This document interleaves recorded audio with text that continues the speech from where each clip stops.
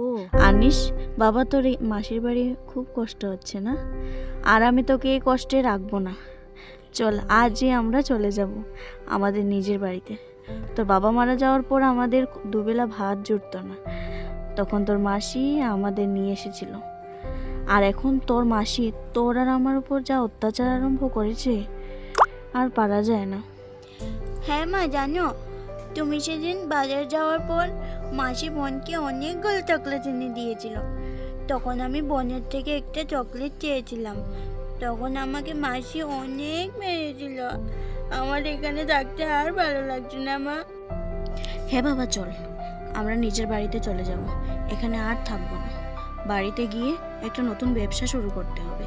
এখানে থেকে আর চলবে না। আমি একটা নতুন ব্যবসার কথা ভেবেছি, আলু পরোটার ব্যবসা। কিন্তু আমার কাছে তো সেরকম টাকাও নেই। তোর রামু কাকার গিয়ে আমি বলবো যে আমাদের আলু পরোটার সামগ্রী কিছু দিতে। কিছুদিন পর না হলে আমরা নিজের ব্যবসা থেকে টাকা উপার্জন করে দিয়ে দেব।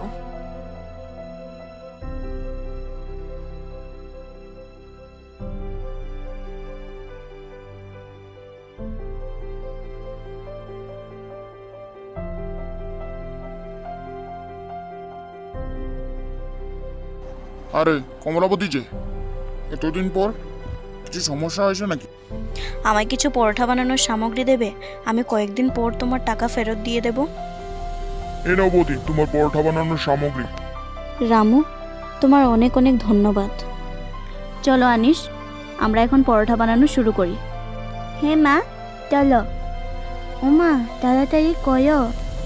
ও মা, সন্ধে হয়ে গেল, এখনো কেউ আসেনি পরোটা খেতে। হ্যাঁ বাবা, কিন্তু আমাদের হার মানলে চলবে না। আসুন আসুন, পরোটা খেয়ে যাবেন, গরম গরম আলুর পরোটা।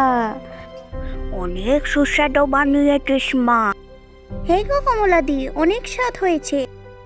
আরে কমলা দিদি, কেমন আছিস তুই? আরে বোন, তুই এখানে? কেমন আছিস তুই? আমায় ক্ষমা করে দে দিদি, আমি তোদের ওপর কাজের লোকেদের মতন অত্যাচার করেছি। আরে বোন, তুই এসব কি করছিস? তোর এখানে কোনো ভুল নেই। ওর তোকে কোনো ক্ষমা চেতে হবে না। আর কাঁদিস না বোন, ওর তুই মানুষ থেকে ভুল হয়। বোন, তুই আজ থেকে আমাদের সাথেই থাকবি। ঠিক আছে দিদি।